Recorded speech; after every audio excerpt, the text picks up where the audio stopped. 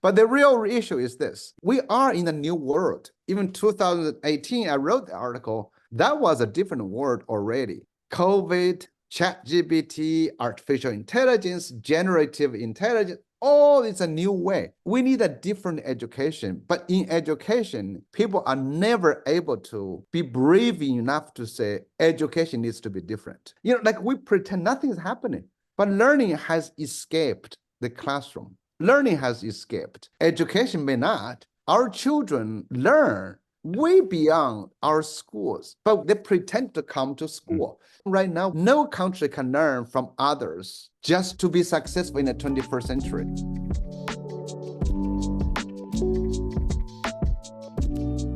I think globally we are dissatisfied with leadership and images of leadership. And there is a sense that we just have a vacuum of trust in individuals, in institutions, in processes. Things don't move quickly enough. There's just so much need in the world. This is a moment we really can't avoid what's going on.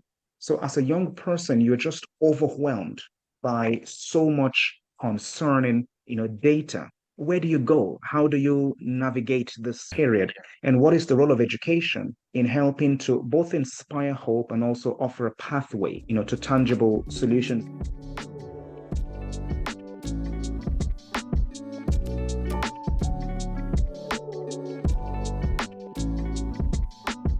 I think the kids are very much aware of ecological issues, very concerned with ecological issues, and the interdependence that is the hallmark of ecological issues is exactly the reason why you have to bring context back in, because you cannot isolate individual components, because you lose the coherence or the emergent properties or the integration or the relation. You certainly lose the relationships that make the whole the whole.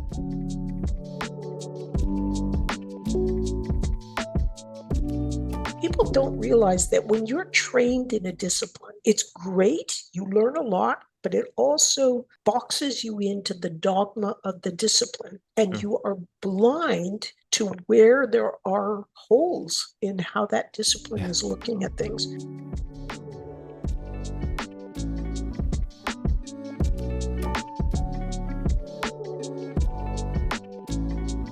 So you want people who can say in a room, look, anthropologists have been thinking about this for 30 years. We don't need to solve this from first principles. Let's get an anthropologist on the phone, right? Or someone who says, this feels like an engineering problem, actually.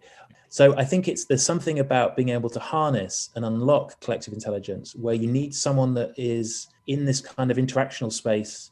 Have you come across this notion of interactional expertise? It's kind of between being a bit of a novice and someone who's going to make contributions in the field. And so we've got to kind of be brave when we talk about expertise, that it's not like, well, that's for the experts, right? There's a role for these people who can unlock this collective intelligence.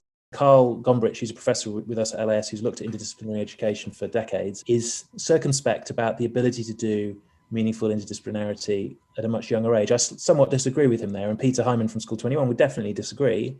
But, it's a debate to be had is when can you start to play with the boundaries between disciplines?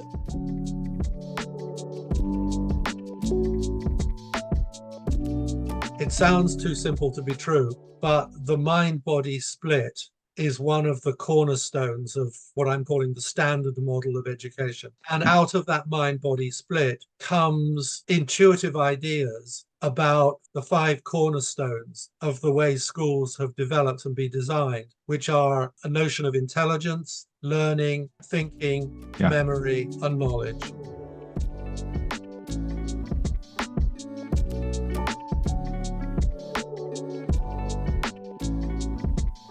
I believe that our role is of curation of experiences rather than curation of knowledge. If you're thinking about mastery education as helping students climb the peak and achieve the conquering of the peak, probiotic education is more about inviting them for a deep dive in the freezing ocean so that they can discover that their bodies are water. They're diving in the water that is also their bodies. And they're also everything that we put in the water that makes it unlivable, right? So figuring out these layers of existence and interdependence and entanglement is something that our current education system based on mastery hasn't touched for a long time.